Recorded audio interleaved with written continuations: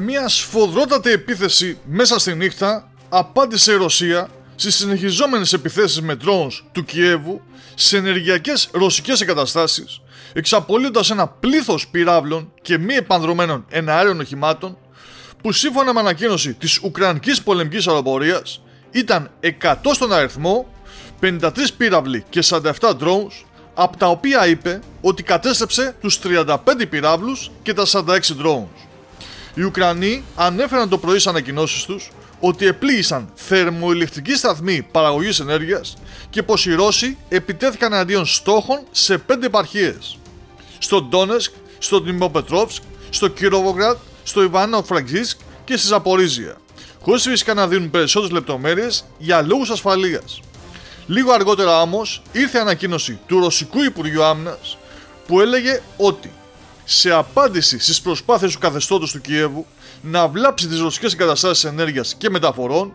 οι ένοπλες δυνάμεις της Ρωσικής Ομοσπονδίας εξαπέλυσαν ομαδικό πλήγμα με όπλα υψηλής ακρίβειας, μεγάλης εμβέλειας από τον αέρα και τη θάλασσα, εναντίον ουκρανικών ενεργειακών εγκαταστάσεων που υποστηρίζουν τη λειτουργία επιχειρήσεων του στρατιωτικοβιομηχανικού συγκροτήματος.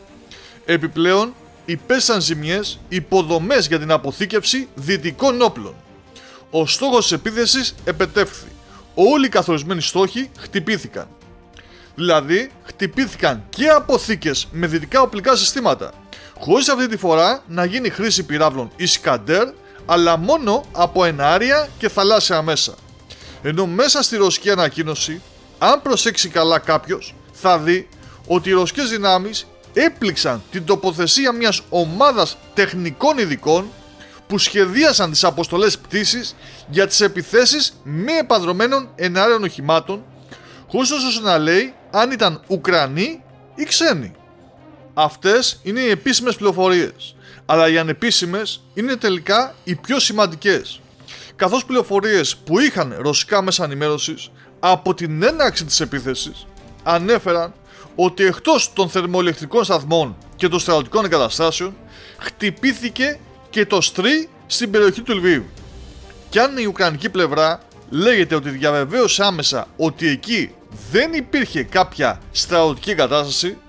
τα ρωσικά μέσα επισημαίνουν από την πλευρά τους πως εκεί υπάρχει ή μάλλον υπήρχε η μεγαλύτερη υπόγεια εγκατάσταση αποθήκευσης αερίου στην Ουκρανία, υπονοώντας φυσικά ότι αυτή ήταν ο στόχος, που σημαίνει ότι η Ευρώπη, που παίρνει φυσικό αέριο από την Ουκρανία, απέκτησε ένα τεράστιο πρόβλημα αν όντως η Ρωσία προέβη σε αυτή την καταστροφική απάντηση.